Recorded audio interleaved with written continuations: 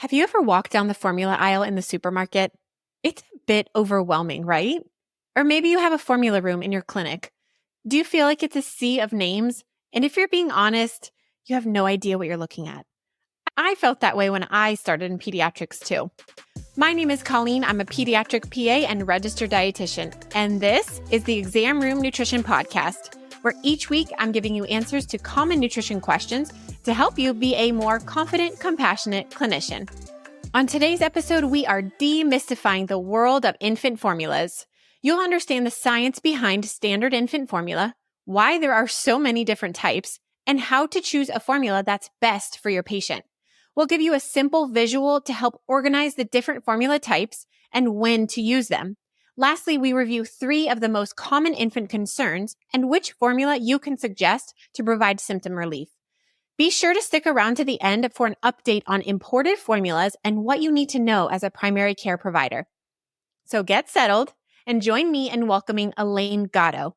She is a senior medical science liaison, an adjunct university lecturer, and a registered dietitian nutritionist. She holds a master's of science in clinical nutrition, an executive MBA, is a certified lactation counselor, and a board-certified specialist in infant and pediatric nutrition.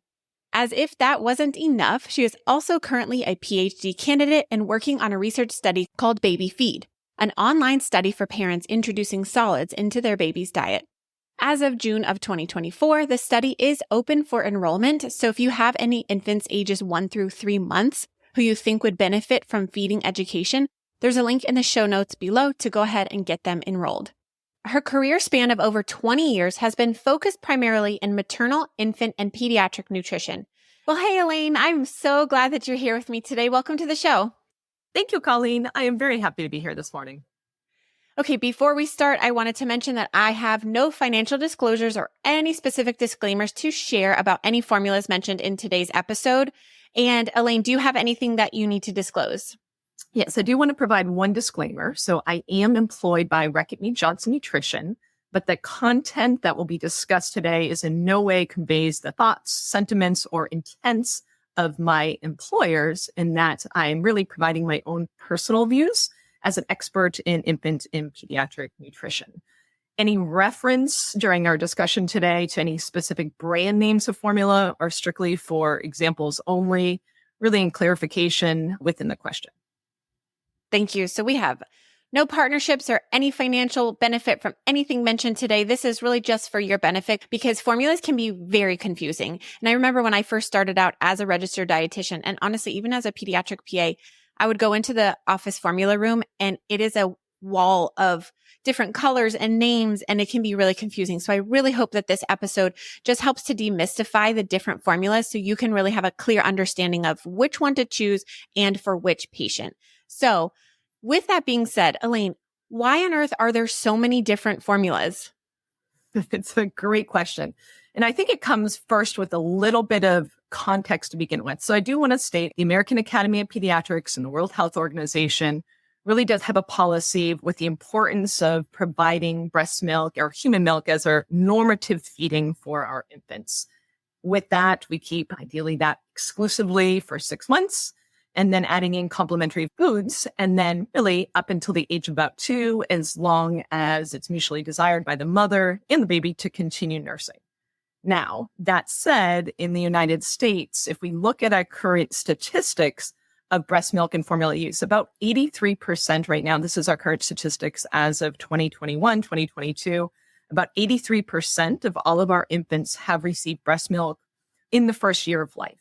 But by the age of 6 months, more than half have received some sort of formula. And within that other half of it that have been exclusively breastfeeding up until that point of 6 months as recommended, about a quarter of that now adds in formula and supplementation points. Now, if we think about that, why is that? Which leads us to, why are there so many formulas? Well, one of the things I always keep in mind with our families and when we're speaking with them is that we have to think about maternity leave. And so breast milk does involve having that time with mom to either pump breast milk or provide breast milk at the breast. And so maternity leave, even though as healthcare professionals, sadly, even in the hospital situation, is a maximum typically of about 10 weeks. And that may be paid or unpaid.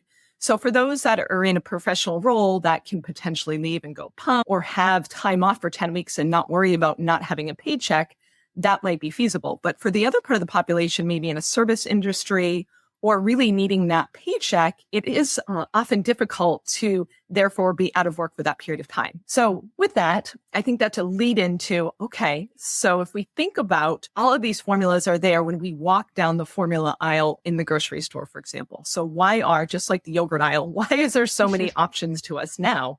And if you think about, 25 years ago, for those of you in the audience today that are a little bit older, there may have been time where you really knew just one or two formulas. And now the expanse of how many different formulas, because they're really based on, one, there's more brands in the market. And number two, with even just the additional brands that are part of the market, it's really the choices within really the milk-based, the goat-based, all of these different formulas that have arrived in our shelves because they're symptomatic. And so we live in a world where if there's an issue, we want to solve it. And so we go really, as a population, we go say, okay, if this baby has spit up, I want the formula that's going to minimize the spit up, right? And so really, these formulas have really expanded because they're symptomatic. If there's a concern with X, there's a problem to solve with Y. And in this case, really, that has opened the formula sector market to really be a symptomatic relief type products that have really expanded how many offerings there are in the aisles. Such a helpful explanation. So thank you for that. Now, let's get into some language around formulas. And the first one I want to start out with is, what is a standard formula and what baby should be on that one? So by definition, most of our babies are what we call healthy term infants, right? Only about 10% of our population right now is preterm. So in general, we have what we call healthy standard formulas. And those healthy standing formulas have been developed to really emulate what is in human milk. So if we're thinking about what is in human milk, we want to have a formula that is close to being human milk, knowing it can't be exactly like those profiles, but as close to understand what is in human milk and how do you make infant formula to be as similar or close to thinking about what are those components of those formulas. So when we think about standard formula really tries to think about, well, what's the carbohydrate source in breast milk? What's the protein source in breast milk? What's the fat source in breast milk? And how do we think about putting those into a formula that's going to be the most similar to having those growth patterns as a healthy breastfed infant? So when we say standard, that means, for example, the lactose, which is a carbohydrate source. That is what is found in human milk as the primary carbohydrate source. That would be, therefore, the standard ingredient of carbohydrate in the infant formula would be lactose. Similar to protein would have whey and casein, just like breast milk has. Same thing. You would have an infant formula that is standard formula, would have that ratio of whey and protein. Similar to fats. Fats are made up of different types of fatty acids. And so there are types of fats, for example, vegetable and type oils that are added into the infant formula to emulate that fatty acid profile that is seen in human milk. So that really bakes up those macronutrients. But again, standard means as close as you can make a formula to really emulate the human milk profiles that are seen in breast milk. So helpful.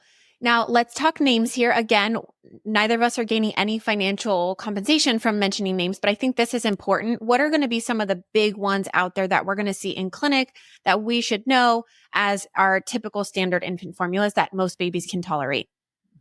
Great question.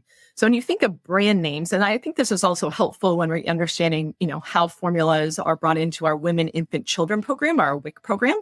So those are the formulas that we say, again, that are kind of the standard contract formulas or the standard healthy baby formulas. So examples of that would be, for example, your standard Enfamil Infant NeuroPro, your standard Similac Advanced 360, those ones that you would see as your kind of standard brands on the shelf.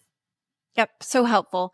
All right. So now let's get into it. We're going a little deeper into the different types of formulas because this is where the ingredients change, as you were talking about in the beginning, to really solve a symptom or to solve a problem that the infant is experiencing. So I would love for you to break this down for us into kind of how it branches out from a standard formula into the other different types that we're going to see in the infant formula rooms in our clinic.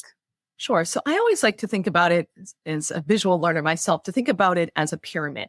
So the majority on the bottom of the pyramid are going to the vast amount of infants that would be receiving formula are going to be healthy infants, right? Those are going to be the standard infant formulas that we just discussed.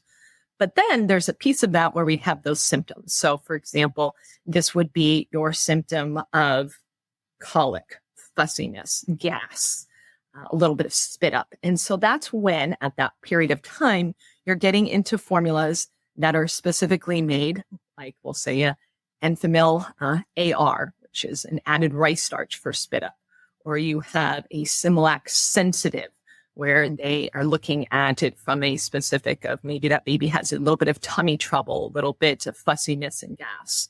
So these are this kind of next tier where we're seeing symptoms that parents come to you with. Okay, they're fussy, they're gassy, they may showcase a little bit of, stooling that doesn't quite look right.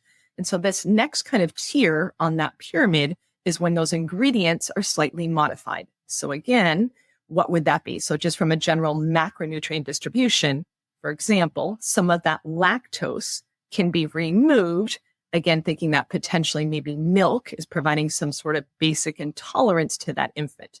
Now, this is usually temporary, just to be very clear, because lactose intolerance is not typical in infants, but there could be some inability to really digest that lactase or have adequate lactase enzyme to digest that lactose early on, just in the infant few days of life or a few weeks of life or even a few months of life. So again, that would be removing some of that lactose and then replacing it with an alternative carbohydrate source. And that's when you would see something like glucose polymers, glucose corn syrup solids, sucrose is sometimes added. So those are some just alternative carbohydrate sources. You could also, example, thinking about, some reflux or some spit up.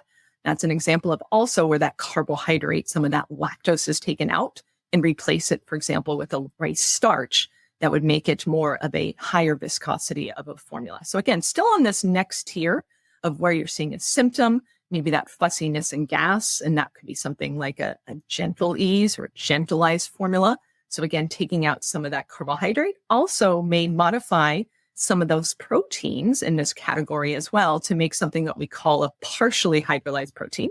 So that's really thinking about as we think of amino acids that make up proteins. This is not singular amino acids or just single peptides, but really kind of a chain. So if you think of a necklace that has lots of chains on it, if you think of whey encasing or intact protein, so a nice long chain. But then when you partially hydrolyze it, that chain just cuts into pieces. And so you might have a few of those amino acids in a chain, which makes up a small peptide. So again, that partially hydrolyzed formula in this category may enable, if that baby's having some of that fussiness and gas, potentially due to having to break down those proteins in the gut, maybe that provides some alleviation of some of those symptoms. So that's kind of that next year.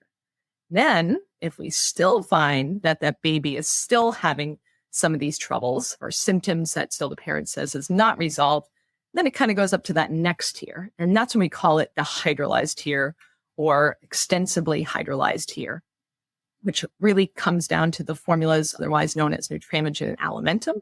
And these are products where the protein is really been broken down into just really a couple of different peptides with a couple of different amino acids. So it's not just chunks of amino acids put together or large peptide chains, but possibly smaller peptide chains, maybe 2 or 3 links of proteins or amino acids, and then maybe some singular amino acids as well. And so what does that do? Well, we're really trying to prevent the gut recognizing the protein as inflammation or allergen. So this is where potentially you could have a milk protein allergy baby, when you're having some of the rashes that come up often that you see, or just the changes of stooling, where we're really believing this is truly an allergy response with a highlight of inflammation. So that's that next tier. So really, this tier takes those proteins into much smaller pieces, those little single amino acids, and then takes out the lactose as well. So true a modification, and really pulls in and brings that formula back together with putting just smaller pieces together. So there's less likely to have some of these symptoms that parents are seeing. And then if you think of that pyramid again, the top of the pyramid is really when we get to those formulas that are 1, quite more expensive, too don't have the best smell. And I was going to go back to think about that digestion of that formula has really been done for the baby. So it's really broken down into just your single amino acids, takes out that carbohydrate of lactose. It really brings down to, again, that protein level that's just single amino acids, so that the likelihood that the baby would have any reaction to that protein is minimal. These are babies that also have high colic. And really, this is the top of the tier. So this is where, the road kind of stops here from an enteral nutrition feed that we're trying to get in something. And about 99.9% babies will be able to have relief on these top category. And that top category would really include your pure amino, your EleCare, your alpha amino. Those are the ones that we often see in the market currently that would meet that top tier, that elemental. And again, think of it as the top tier of the pyramid, because it's really a small percent of the infant population that would need those formulas on a regular basis or for an extended period of time. I love the visual because I'm a visual learner too. And it's so helpful to just compartmentalize these different types of formulas and then just kind of plug in their names into the different section that they fit. So that is so, so helpful. So what I recommend you guys do is take some time, go into your supermarket if you don't have a formula room in your clinic or in the hospital that you work in, and just get used to the looks and the names of these different formulas, because this is what parents are experiencing when they're in the store. And it will really help you not only think about the pyramid, but also now you're seeing the actual can in the store so you can help explain it a little bit better to your parents. Alayne, that was really, really helpful. Now I'm curious, if we have to move up the pyramid due to an intolerance, or maybe like we've talked about, like a cow's milk protein allergy, how long should we stay on one formula before trialing another formula if there is an intolerance or an issue going on? This is a very popular question because we have to think about it really from the scientific process of if baby is truly having something that's being ingested and we want to see, okay, that process really has to be digested, goes through the digestive system. If the gut is having some sort of inflammation as a result of the food, that's providing an offense to the infant. So you have to think about a couple of things. You have to think of it truly just going through the system, the actual digestion process of going in one end and coming out the other of the infant. And then two, is there anything that needs to have a period of rest, right? If there's inflammation that is incurred in the gut, how long is it going to take to really overcome and get that gut back to its kind of normal, happy flora? So on average, there's some variation there. So I will say on average, it's usually 24 to 48 hours before we can say, okay, has it made a difference? And there's some babies that immediately, and you often see this more likely to occur when there's a true medical diagnosis of something like an allergy, because that's truly getting that allergen or that response and inflammation out of the system. So very quickly, you can see an immediate effect because it's no longer insulting the gut. When it comes to something like fussiness and gas, fortunately, it's kind of more of a generic terminology of what is really, bothering that infant. Is it the food? Is it something else that's going for? Is it just time? Because again, as much as we would like to say that our babies are born perfectly and they don't cry and they don't spit up, the reality is they do. And sometimes it's just time that's also going to help with that period of adjustment. And so with time, we often see improvement even within choosing formulas or not choosing formulas that are different. But I say always give it usually 1 to 3 days to truly say, okay, did it go in? Did it come out? And where are we seeing an alleviation of something of the symptom? And again, that essentially goes back to just a very important point to just want to bring up is that it goes back to knowing the formula that you're using. And is there any sort of science backing to it? Because in the world of understanding formula, it's all based on science. So you want to see if, the manufacturers of the formulas do have science to showcase that it was provided to infants and they did see relief in 2 days, 3 days, whatever that timeline looks like in a population. And I think that's really important when you're making recommendations of specific brands to really understand, well, what's the science behind it? So that when you make a statement to your parents saying, well, the research has shown within 48 hours, you should see relief of X symptom. And I think that's an important part for really making a recommendation or suggestion on your behalf as well. Really good. Really helpful. So before we get into actually troubleshooting symptoms and knowing which formulas to switch a baby to, I wanted to discuss imported formulas. And this is a really, really big topic. So we're just going to do like a kind of a quick flyover. But if you guys want more information on imported formulas, or if you want me to do an entire podcast episode on European formulas and kind of what's been going on in the United States over the last 2 years with our formulas, send me a message on Instagram at Exam Room Nutrition, just so I know if this is a topic of interest for you. So I would love to hear, why are we seeing an increase of families wanting these imported formulas? And really, what should healthcare professionals know about these formulas if our families are choosing to use them? So this is such a hot topic. And I agree with you 100%, Colleen. We could probably do a whole entire podcast on this topic. Mm-hmm. But as for just some basic information. So as we know, just kind of go back through the timeline, there was a period of time where we went through something called COVID. We had restraints in really supply chain. Raw materials were difficult to get. Packaging materials were difficult to get. And so really our country went through a period of time where having the amount of formula or the expectation of what would be on the shelf to be able to purchase for many items in our grocery store, including infant formula, really decreased. And it caused, with right rationale, it caused a period of time where parents were scared that they weren't going to be able to feed their baby. So there's also a formula recall in there as well. So that even limited more of the availability of infant formulas. So kind of the COVID, the supply chain, and then an infant formula recall from a large manufacturer limited what was available. So the US government responded and said, okay, we're going to take this time to say we need to meet the needs of our populations. Let's start looking at other ways we can get formula into the United States. And really, that was the time where imported formulas were starting to be coming via Amazon direct and from companies that had worked with the US government to say, we have some formula over in Europe or over in Australia. Can we bring that into the US? And so right now, we are in a period of time through October of 2025 were formulas that may otherwise not have been allowed in the United States, because up until this time, US only had US infant formulas. We did not allow, as a country, other infant formulas to be brought in. So now we have this kind of temporary timeline where infant formulas that have been imported from other countries like Europe, Australia, New Zealand, that are on the shelves in the grocery stores or pharmacies where you can purchase these formulas from other countries. So temporary through 2025, and they're all able to provide additional submissions to the FDA if they want to continue to be on shelves after that date. Now, what's the appeal? Well, I think about if I was a parent during this period of time, especially during the time where there was an infant formula recall in a very large US manufacturing facility, where does my trust go? Because I'm concerned that is my baby receiving formula that I can trust. And so I think there was a period of time where families, one, either they didn't have access to formulas and were trying to get any formula they possibly could, and or just a general mistrust of, wait a minute, should I be trusting the formula that's even available to me that I do have access to that was made in the United States? So there was really this period of time where there's been a shifting in kind of the way that formula was looked at. Now, the good news is right now, infant formula safety is probably the number one priority with our FDA right now.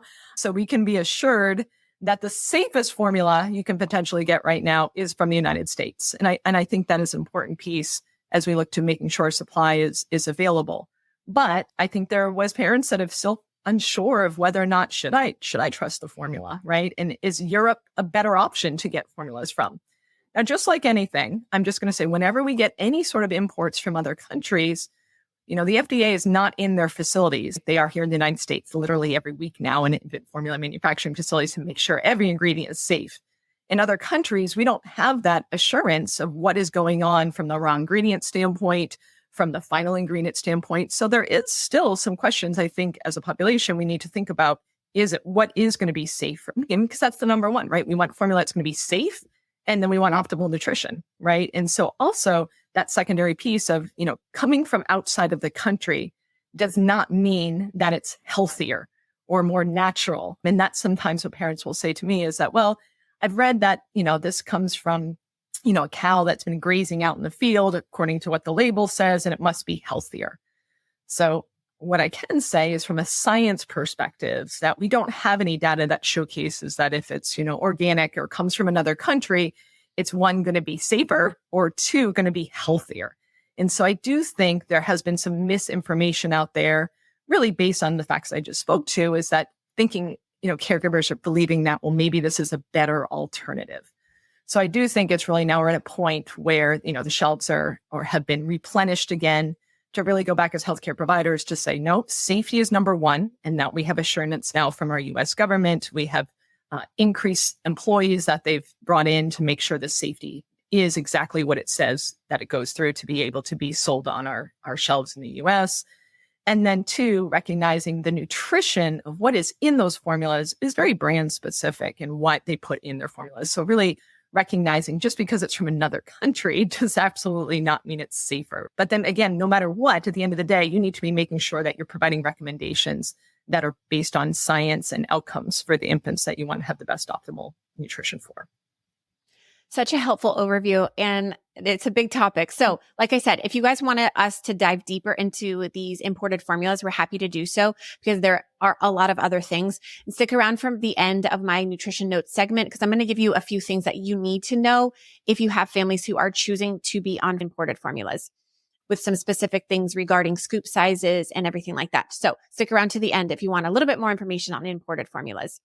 All right, so let's do some rapid fire troubleshooting for my primary care providers.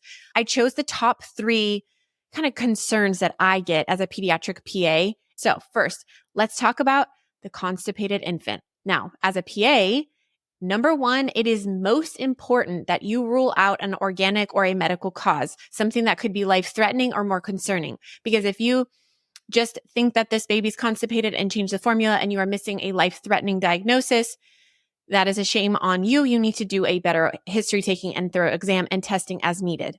Most importantly, though, when an infant's parents come and say, my baby is constipated, especially in those first few weeks, you need to ask more questions and not just assume that the baby is constipated because the parents are saying that they are. You're the primary care provider.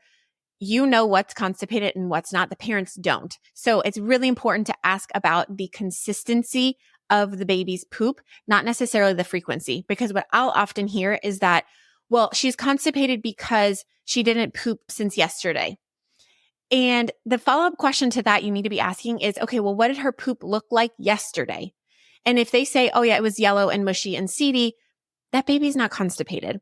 It's most likely infant dyschezia. And we can go into that as well too on a different episode. But this is a really common concern that parents are really worried that their baby isn't pooping every day or pooping every, 3 to 4 hours. So first and foremost, you need to determine if the infant is truly constipated. So in this scenario, let's say it is a constipated, 3 or 4 month old, and this baby is on maybe a standard formula and they're coming to you as the primary care provider saying, please help me. Alayne, where do we go with this? Are there specific formulas that we can suggest that they trial to alleviate these symptoms? I think all those pieces that you brought in are really important to be able to determine, is this baby constipated? I think the secondary piece of that is just to build on that is that whether or not they are also breastfeeding. Because I also find, especially in this example, where there's often a transition where breastfeeding may have decreased, or there may be some weaning of how often the baby is nursing or receiving pump milk. So that's another consideration because some of that fluid intake may have been modified based on how much nursing they were doing versus how much formula. So I would build that question in there too, if that's pertinent. One of the things I do think about from a formula composition standpoint is fiber. And fiber in infant formula is described as, or stated on the can, as prebiotics and or human milk oligosaccharides. So like anything, just like an adult gut, we need fiber, and so do infants. And especially as that digestive system grows and changes, we need to make sure that that infant is receiving really an adequate source of helping to digest and move food through the system.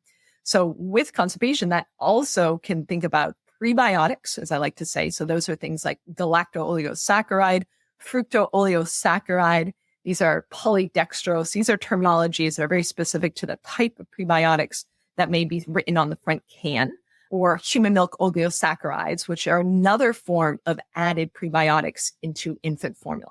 So not all infant formulas have prebiotics or human milk oligosaccharides. Now, human milk oligosaccharides, there's many of them that are in human milk, just like forms of how we utilize prebiotics to mimic those human milk oligosaccharides. Now, the basis, again, they're really undigestible carbohydrates. So otherwise known as what we like to say in the adult world as fiber.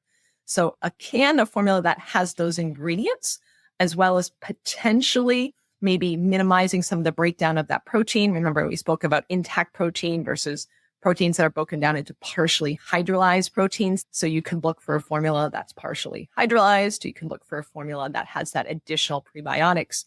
So there are formulas that are made specifically for softer stooling. An example would be an enteral reguline. So you may have heard of that formula before. That one is really geared towards, helping that parent with overcoming some of these stooling issues that they're having.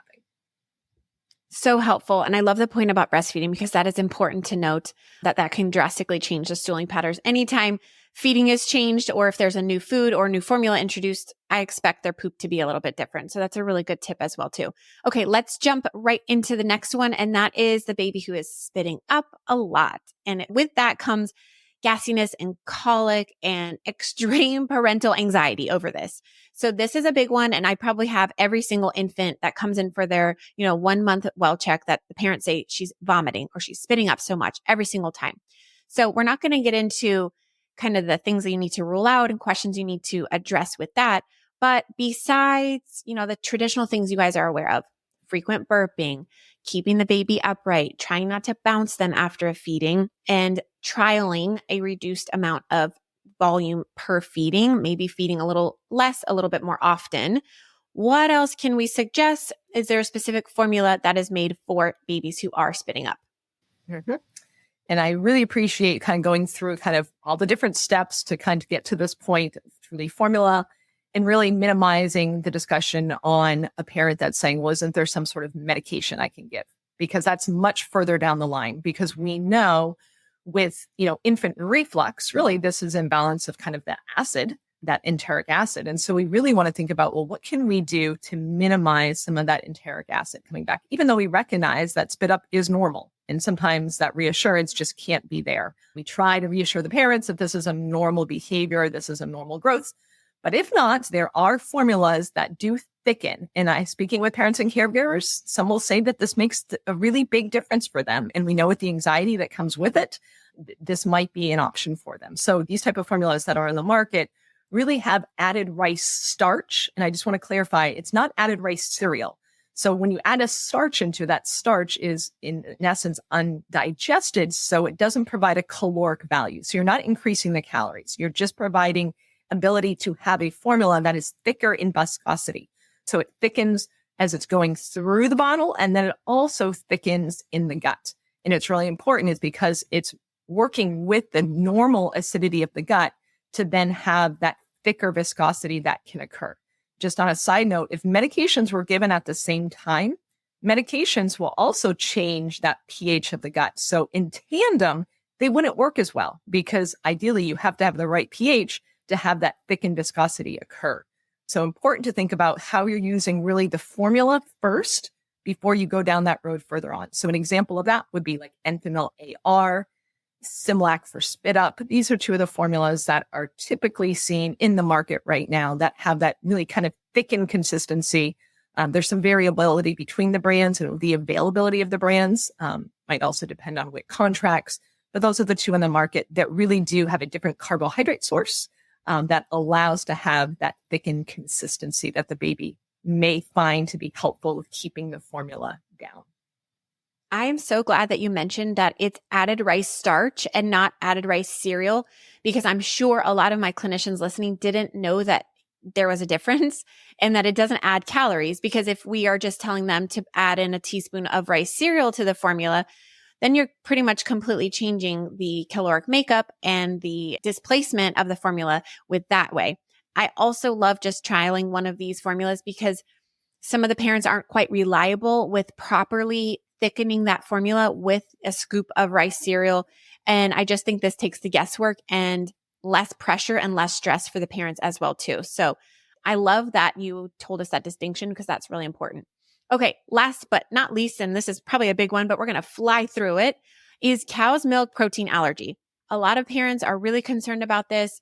And as we know, the diagnosis can be made based on symptoms, but there are tests that you can do in the clinic. However, the most common symptoms of a cow's milk protein allergy is going to be bloody stools and sometimes extreme eczema. So those are going to be the biggest factors that you can decide if you've got an infant with cow's milk protein allergy. So what is our first formula? Because not every patient needs to jump to the top of that pyramid formula like you had discussed to like an amino acid based formula. we can try some other ones. So Alayne, I would love for you to walk us through how do we navigate an infant with cow's milk protein allergy and which formulas we should try. Mhm. So direction right now is if you're truly trying to avoid the antigen, which is the milk cow protein, you go right to where you're not going to have an infant that recognizes that in the gut. So that goes to that ingredient of you need to go to extensively hydrolyzed. So extensively hydrolyzed by definition in the United States is a hypoallergenic formula, meaning that the baby is not going to respond to the allergen, which correlates or answers to the patient or the parent as well, the importance of seeing relief soon, right? Because that's ultimately what these parents are looking for. This has been a terrible time of trying to figure out what is going on with this baby. Now that we believe we have a diagnosis, let's fix it pretty quickly. The good news is when you use an extensively hydrolyzed formula, you're going to see relief quickly. Now, the difference between these formulas, one has an added probiotic, one does not. So you have to look and make those determinations about how that probiotic might benefit some of that inflammation relief, and if that's the formula between the brands that you decide to choose. But in essence, you're thinking about, okay, I want a relief quick. So 24 to 48 hours, you're going to see a difference. The reason why it works is because those proteins are truly just small chains. Because it's hypoallergenic, you're not going to have that infant react to that protein any longer. So very quick relief, especially in this category. It's very, very quick, very rapid, and you should see changes sometimes even within one feed for these infants. Now, secondary to that, I didn't mention the word partially hydrolyzed because by definition, partially hydrolyzed formulas are not hypoallergenic. So there's still the likelihood that that allergen or that milk is going to be noted in the gut and causing that inflammation. Hence why we need to go to that pyramid of right to that extensively hydrolyzed tier. However, we don't need to go to that amino acid tier, that elementally tier just quite yet, because we do see that most babies, if that's truly the allergen that they're reacting to, it will be eliminated and therefore we'll see relief. There's only a very small population that need to go to that next level up, which would be the elemental or the amino acid base. On a side note, because you mentioned European formulas earlier, I just want to provide a quick notation that the definition of hypoallergenic and extensively hydrolyzed is not the same in Europe. So that category includes partially hydrolyzed formulas. So if a parent is looking to European formulas, there's a difference in definitions, which may not alleviate the symptoms the baby is seeing based on their choosing a formula that we think would be, really the option here as far as comparing the US formula to the European formula. So stick with the ones that we know here in the US because we know they follow the definitions and will alleviate that allergen. So helpful. So that difference in definition just adds to the confusion of the world of formulas. So I'm glad that you let us know about that because that's an important factor when you are trying to help a parent with cow's milk protein allergy and they want to go the, imported formula route. The definition is important. So Alayne, this was so informative and so helpful. Thank you for breaking it down for us and giving us some visualizations. I so appreciate the gift of your time. Thank you so much for being here with us, and we'd love to have you back on again. Thank you, Colleen. It's been great. Now it's time for my nutrition notes. Now I want to go into detail about European formulas because they are becoming more and more popular. So first, let's get some terminology straight. The FDA regulates all infant formulas marketed in the United States to ensure that they meet the requirements of the Infant Formula Act. However, the FDA does not approve infant formulas. So make sure you're using the right language when you talk about formula.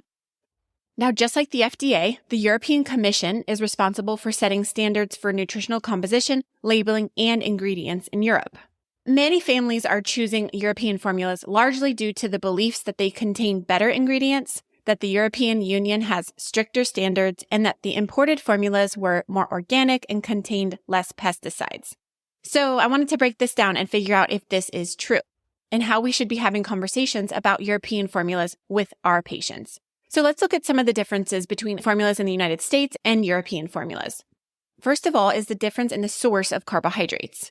Now, when it comes to carbohydrates, both the EU and the US regulations dictate that roughly 40% of baby formula should be made up of carbs, but the difference lies in what kind of carbs are used in the formula.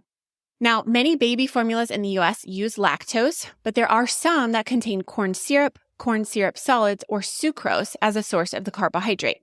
Now, in hypoallergenic formulas, corn syrup or maltodextrin are often used instead of lactose. Now, on the other hand, EU regulation highly encourages that all baby formula should contain lactose as the primary carbohydrate source instead of corn syrups. Now, lactose is the main carbohydrate found in breast milk, so its use in formula is to mimic breast milk more closely. And the EU does not allow corn syrup or sucrose in its formulas. The second difference between American and European formulas is fat and the sources of fat.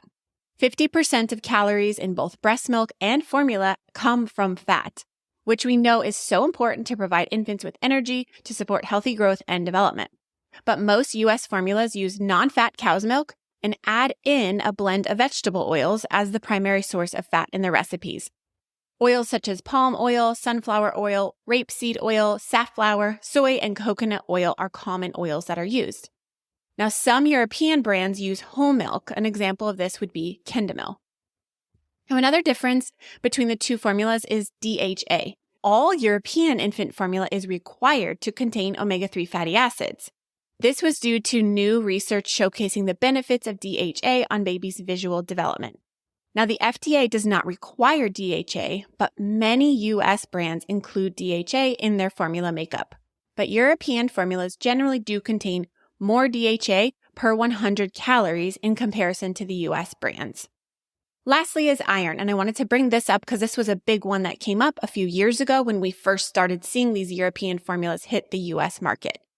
Now, the iron requirements for infant formula vary between FDA and European Commission, with the U.S. range being much larger and the upper limit being much higher than European standards. The iron content is usually lower in European formulas. However, there is still sufficient amounts of iron in European formulas, and supplementation is generally not needed. So those are the main differences that you might see. So you might be wondering, okay, are there any formulas that have received FDA endorsement? And the answer is yes. There are 3 as of now. So Kendamil, Aptamil, and a goat milk-based formula called Cabrita have met all FDA requirements in the U.S. and can legally be sold here. These formulas can be purchased from reputable retailers like Target or Walmart, which adhere to strict transportation and storage guidelines to ensure the safety and quality of the products. All right, so what are some of the safety concerns of using imported formulas that you need to be aware of? Well, first of all, obviously, there's a lack of FDA regulation. These formulas are regulated by their country of origin, but oversight is often lost when they're distributed by sellers other than the manufacturer, so when parents are buying from third parties. More importantly, if a formula is recalled in the country where it's produced, news might not reach the U.S. right away, and that can cause significant safety concerns for that infant. The other issue is shipping and storage concerns, so imported formulas may not be shipped or stored correctly, and if transported or stored at inaccurate temperatures, the formula can lose some of its nutritional value. Thirdly, the labels are very different, and this can lead to confusion. For example, most European formulas are written in German or Dutch. So if you can't read German or Dutch, you can't really follow the directions. And this is important because European formulas are mixed different than US formulas. So European formulas often require mixing 1 scoop of formula with 1 ounce of water, so a 1-to-1 ratio, while common US formulas require 1 scoop of formula to 2 ounces of water. So there's a big difference there. And that can completely change the nutritional profile of that formula and how many calories and how much fat, etc., the baby is getting. There's also a difference in stages of formulas. So for example, European formulas come in 2 age stages, 0 to 6 months and 6 to 12 months. So if parents are not aware of these stages and a baby is fed the wrong stage, they might be receiving the wrong amount of nutrients for their age. And this again is where iron is important because in European formulas, the iron amount in the 6 to 12 months range will be higher than the 0 to 6 months range. American formulas do not have age-based stages. All of our formulas are 0 to 12 months. So this is a big distinction that parents might not be aware of. Lastly, European formulas differ in some definitions. So for example, the definition of a hypoallergenic formula is not the same in Europe as it is in the United States. Some imported formulas labeled as hypoallergenic still contain proteins that should not be given to a child with cow's milk protein allergy. So if you have a baby who you're concerned about cow's milk protein allergy and they're using a hypoallergenic European formula, you might need to switch them over to an American standard formula to ensure that they aren't getting any of those intact proteins. So the bottom line, there really is no scientific evidence or research showing that imported formulas are better for babies. However, if your family chooses to use a European formula, suggest the ones that have met all FDA regulations and can legally be sold in the United States. Most importantly, if you remember nothing that I talked about today, please ensure that the parents are using the appropriate stage for their baby's age and are mixing it properly. So I hope that cleared up some confusion about imported formulas and will help you have more informed conversations with your families. Thank you so much for being with me today. I know it was a long one, but thanks for hanging in there. I appreciate you. As always, let's continue to make our patients healthier, one exam room at a time. I'll see you next time.